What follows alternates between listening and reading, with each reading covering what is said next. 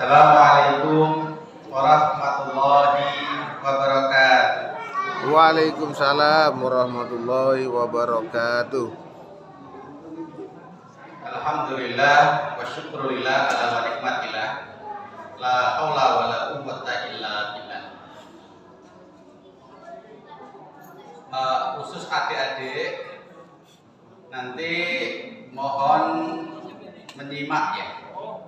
Ya, jangan bicara sendiri-sendiri ya. Menyimak. Semoga nanti jadi anak yang soleh ya. Amin. Bapak dan Ibu rahimahumullah, ini pertemuan yang kesekian kalinya, dan khusus hari ini saya mencoba untuk mencari penyebab dari tertutupnya hati. Karena kadang kita itu sudah sholat,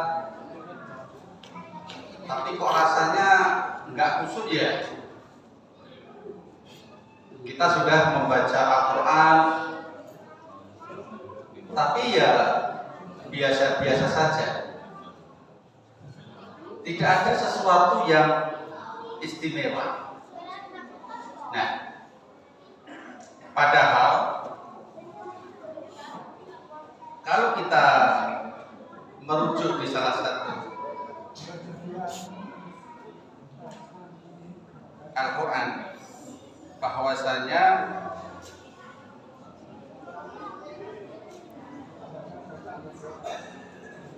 kita itu tentunya harus selalu bisa menghayati isi dari Al-Quran tersebut. Akan tetapi terkadang kita tidak mampu, apakah hal tersebut ada yang membelenggu, mengunci hati kita, yang akhirnya apa-apa yang kita lakukan itu tidak berdampak sama sekali.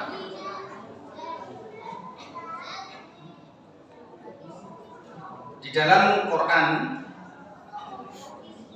surat Muhammad ayat 24 itu disebutkan, afala yatadabbaruna al-Quran am ala qulubin aqfaluha, yang kurang lebih artinya, maka apakah mereka tidak menghayati Al-Quran ataukah hati mereka itu sudah terkunci. Nah, Bapak Ibu, kalau kita melihat dari apa yang tadi saya sampaikan, kita sholat kadang serasa tidak khusyuk. Kemudian kalau ada bacaan-bacaan Al-Quran itu nggak ada getaran-getaran yang menyebabkan kita tuh sampai menangis. Dan ternyata ada beberapa hal yang bisa menjadi pengunci dari hati itu, akhirnya hati kita itu terbelenggu. Yang pertama itu contohnya adalah prasangka negatif.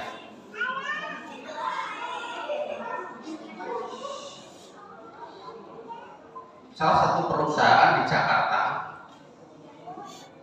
saat itu mengadakan rapat amat penting yang dimulai jam 8 pagi. Setelah berjalannya rapat, ada salah satu dari karyawan, salah satu ketua divisi, itu datang sekitar jam 8:30. Padahal ini adalah rapat yang sangat penting. mati hidupnya perkembangan dari perusahaan tersebut ada di rapat ini. Kira-kira nih Bapak Ibu melihat ada kepala divisi yang datang 8:30, itu perasaannya bagaimana kalau Bapak Ibu posisinya sebagai direktur? Ayo. Gimana Bapak Ibu?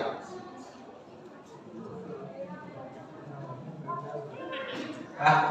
Ada yang bisa jawab? Ditegur. Terus apa lagi? Ada lagi tadi Bapak bilang ditegur. Ibu-ibu? Gimana? Apa Ibu yang paling belakang tadi? Dimarahi. Iya. Sama. Jadi direktur waktu itu memarahi betul. Kalau ternyata memang Bapak tidak menghargai waktu yang telah saya tetapkan, maka Bapak tidak usah ikut rapat sekalian. Silakan keluar. Dia mau menyanggah. Nggak usah disanggah.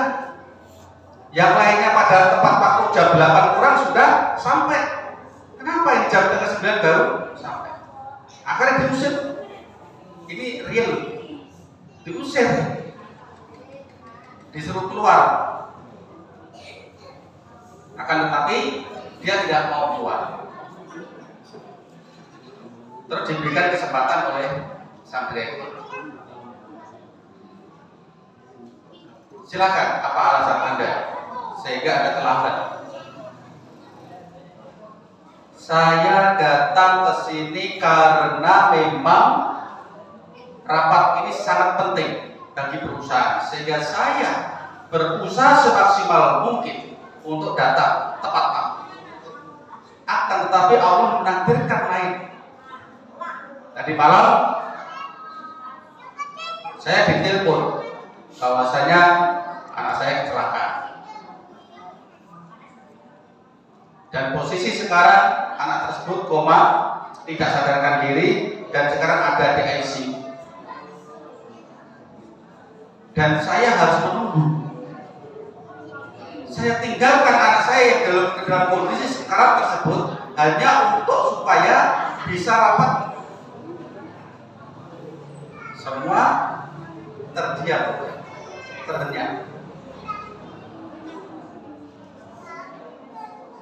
Karena prasangka negatif inilah yang menyebabkan hati itu ternyata tertutup. Sehingga mulai dari sekarang hilangkan itu prasangka negatif tersebut. Selalu kita untuk berprasangka positif pada siapapun, Allah yang menentukan. Yang kedua, ternyata memakai prinsip-prinsip hidup yang salah. Contoh, ada kata-kata orang jujur pasti hancur. Time is money. Kalau ini selalu difokuskan secara duniawiah seperti ini, maka tentu dalam kehidupan itu tidak akan seimbang, tidak bagus. Dia selalu berpikir bahwasanya orang yang selalu berbuat jujur nantinya pasti akan hancur. Begitu juga setiap apa yang akan dilakukan harus menghasilkan uang. Padahal banyak faktor lain yang harusnya itu tidak terjadi. Yang ketiga, pengalaman masa lalu. Anak-anak muda nih terutama. Atau mungkin Bapak Ibu juga pernah mengalami putus cinta. Ada yang pernah putus cinta Bapak Ibu?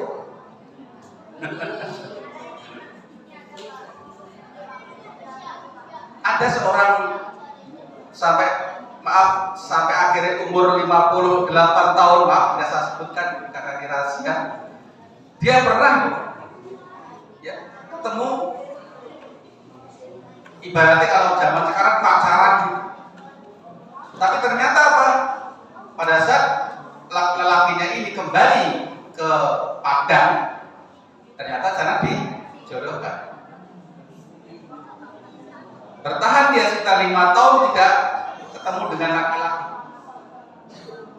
Akhirnya ketemu, nggak taunya orang Sunda dijodohkan juga sama. Dan ada pakem orang Sunda itu kalau perempuan dari Jawa, laki-laki dari Sunda itu nggak boleh. Karena itu kakaknya katanya. Nah, sampai akhirnya merasa bahwasanya semua lelaki itu adalah tidak baik. Tidak baik, sama saja, selalu mengingkari janji. Apa akibatnya?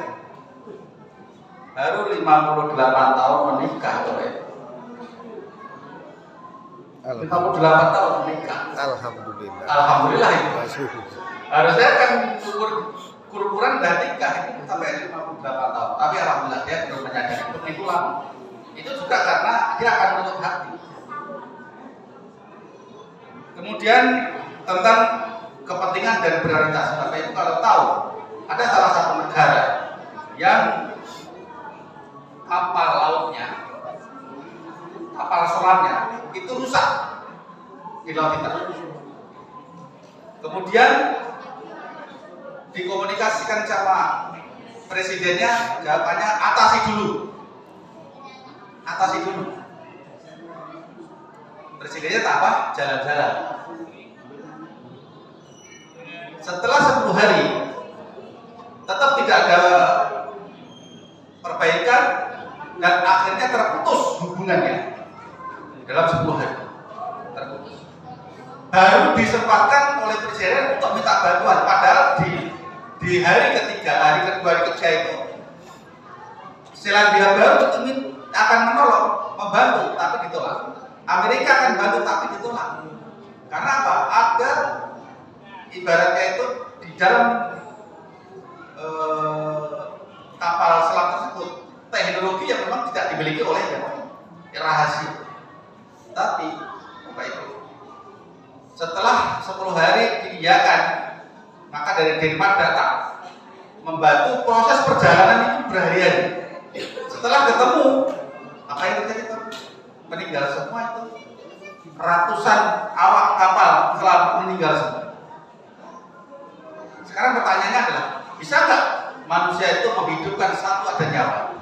Nggak bisa. Kalau pada saat itu 2 hari itu bisa langsung dimintai tolong dan langsung diiyakan, insya Allah itu bisa tertolak. Begitu juga beberapa tahun yang lalu helikopter hanya karena mementingkan standar operasionalnya 11 orang meninggal karena harus dilepas dari helikopter di luar dari harusnya dia melepas salah satu benda yang memang itu adalah zat pelatihan seperti bom dan sebagainya. Itu pun sebetulnya kalau ada di laut dan itu tidak masalah. Akhirnya 11 meninggal. Ini karena sebetulnya. Begitu juga dengan sudut pandang perbandingan literasi ataupun juga karena fanatisme yang berlebihan. Nah, Bapak Ibu, tentunya dari penutup hati ternyata banyak. Moga-moga kita tidak ada di salah satu itu. Lalu bagaimanakah kita bisa sampai hati itu tertutup? Yang tentunya selalu berbuat maksiat. Itu yang menutup hati. Tinta ini akan selalu menutup. Sehingga apa? Hati kita akan jadi hitam. Pada saat kita hati hitam, secara otomatis maka hal-hal yang positif itu tidak bisa masuk. Yang kedua, itu karena belenggu. Yang mana belenggu ego itu seringkali kita merasa bahwa kita sudah tahu, kita lebih baik dibanding yang lainnya. Ibarat seperti cangkir kopi yang sudah terisi penuh. Lalu diisi ya teraja, dia akan selalu meluber. Tidak mau menerima. Handphone. Pernahkah Bapak Ibu punya handphone yang ternyata isinya sudah penuh kebak? Akhirnya pada saat kita mau download aplikasi mental nggak bisa. Ada yang pernah? Karena handphone terisi penuh. Sehingga harus dihilangkan itu. Kerak-kerak yang di dalam itu harus dihilangkan agar supaya apa? Agar supaya dia pun bisa menerima hidayah. Hidayah supaya aplikasi bisa masuk. Penyakit paham yaitu cinta dunia. Ini akan menutup hati, akan menutup terus, dan akhirnya melupakan akhirat. Nah, dari sekian tadi tentunya kita butuh suatu solusi. Salah satu solusi yang bisa kita ambil adalah kita harus taubat. Taubat ini akan menghancurkan belenggu-belenggu tadi, sehingga dosa-dosa yang masalah dan sebagainya ini akan hancur. Yang kedua itu adalah zikrullah. Jangan lupa setiap saat, setiap detik dalam perjalanan apapun kita selalu zikir, agar supaya kerak-kerak yang ada tadi akan bisa. Yang ketiga yaitu amanah dan cerdas. Saya kira mungkin itu yang bisa saya sampaikan, Bapak Ibu. Ada paling nggak 3 cara untuk supaya hati kita itu bisa terbuka. Karena sekarang sudah adzan ya, sudah waktunya ya. Monggo kita akhiri kegiatan hari ini dengan membaca doa kafaratul. Subhanakallahumma wa bihamdika asyhadu an la ilaha illa anta astaghfiruka wa atubu ilaik. Assalamualaikum warahmatullahi wabarakatuh. Waalaikumsalam.